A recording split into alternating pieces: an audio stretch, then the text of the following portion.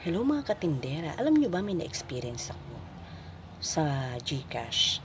Kaya mag-iingat talaga tayo. Dahil hindi talaga mabilang ang mga scammer, labas ng labas. Naku, merong nagpa-GCash dito. Actually, taga rito naman siya, kaya hindi naman ako nangangamba o natatakot. Nagpa-GCash siya o nagpa-cash in siya, may binigay siyang papel, 3,000 daw. Tapos, nung isesend ko na, gawin ko na raw 5,000. Yun pala napansin ko may kausap siya sa cellphone. Ngayon, di akala ko kamag-anak niya. Or ano.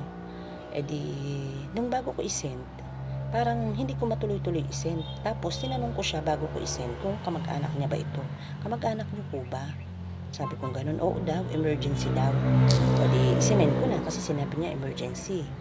Tapos, nung pagka-send ko, narinig ko sabi ng kausap niya, paad pa raw ng 5,000. Medyo nag-ano na ako. Tapos, nung sabi, gawin na raw 10,000. O di, tinanong ko ulit siya, kamag-anak niyo po ba yan? Oo, ika naman din nung ali.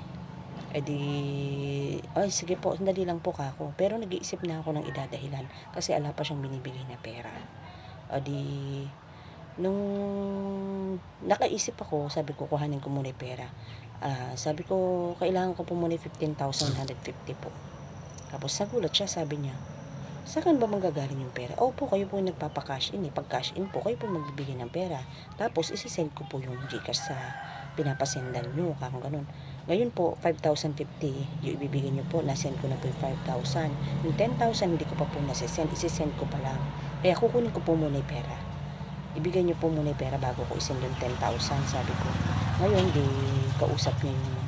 kinausap niya yung kausap niya. Pinipilit ng kausap niya, napakausapan ako na isang padala na lang. Usapan daw ako na isend ko muna yung 10,000 at isang bigay na lang o isang bayad na lang. As in, talagang namimilit na kilala nyo naman po yung may Gcash. E di, pakiusapan nyo na po na isang bayad na lang yung Gcash na hiniram nyo. Ay, hindi po pwede ganun. Kung ganun, cash po, kailangan ko po yung cash. Babayaran nyo po yung kaninang 5,000 tapos magpapa-Gcash pa kayo. Pero naisip ko na na-scammer yung kausap. Ngayon sabi ko sa Ali, pakibaba nyo po yung cellphone, patayin nyo na. O di ayun. Nung pinatay niya, tinanong ko na naman siya, sino po ba yan? Kamag-anak niyo po ba talaga yan? Oo, ika naman na naman niya. At tumango na naman siya. Eh siguro, hindi niya na alam kung anong gagawin. Tapos, narinig ko na, yun nga, saan daw siya kukuha ng pera? Kausap niya yung scammer. Saan siya daw kukuha ng perang ibabayad niya dito sa Gcash na 5,000? Ganun. Tapos, umuwi naman yung matanda at binayaran naman sa akin dahil taga rito lang naman. May hiya din siya kung hindi niya babayaran. Ayun na nga, nakakaawa yung matanda na na-scam. At nang tinanong ko kung paano niya nakilala yun, through text lang daw, nag-text lang daw. Siguro, naisip ko, siguro kako, may nag-text tapos sinabing padadalan siya ng malaking pera. Kaya nainggan niya siyang. Tapos sinabi siguro ng scammer, sendan mo muna ako ng Gcash. Kaya nainggan niya siyang padalan.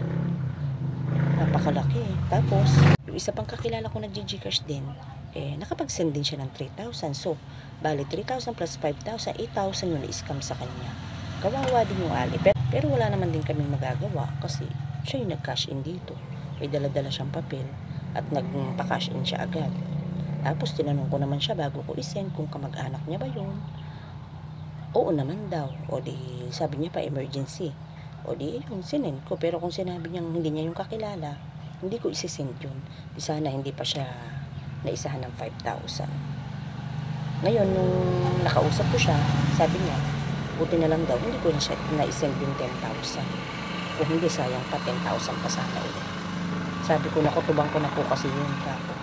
Alam ko ng scammer yung kausap niya, kaya nga pinahinto ko na kayong kausapin siya. At sinabi ko sa inyo na huwag po kayo magpapadala. Yun lang, mag-iingat tayong lahat.